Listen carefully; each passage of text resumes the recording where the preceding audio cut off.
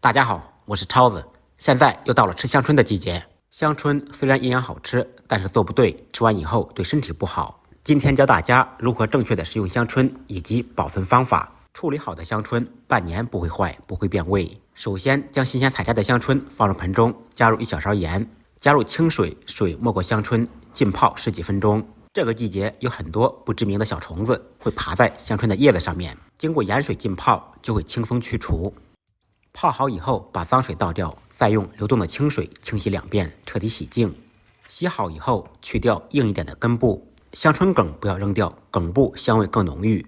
有的朋友只吃叶子不吃梗，真是可惜了。全部处理好以后，起锅加入清水，开大火把水烧开，放入1小勺盐，用勺子搅拌使其化开，少许植物油。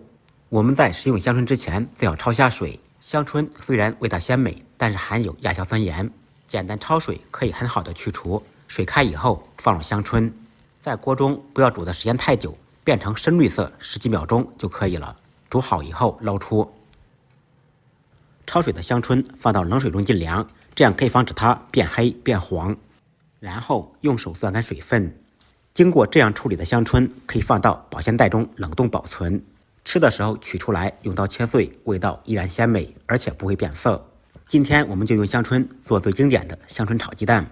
焯水的香椿用刀切碎放入碗中，单手打入4个母鸡蛋，放入1小勺盐，一点点胡椒粉去腥增香，2滴白醋，白醋同样可以去腥，而且炒的鸡蛋更加蓬松暄软。用我黑色的筷子彻底搅拌均匀。起锅，锅烧空气，烧至冒烟以后放入1小勺油，先润锅。刚才我们用锅煮东西了，所以炒鸡蛋之前先润下锅，这样炒鸡蛋就不会粘锅。把油烧热，用油热面锅的全身，油热以后把油倒出，锅内重新放入少许油。这个时候我们改开中火，防止把鸡蛋煎糊。油热以后倒入打好的蛋液，蛋液平铺摊开，这样炒的时候更容易炒透。凝固定型以后，改开大火，轻轻晃动锅，把鸡蛋炒成自己喜欢的形状，可以成饼状，也可以炒散。今天我就不摊鸡蛋饼了，把鸡蛋捣碎，这样吃的时候更方便。把蛋饼捣成大块，煎的稍微焦一点，这样吃着更香。老嫩程度根据个人喜好。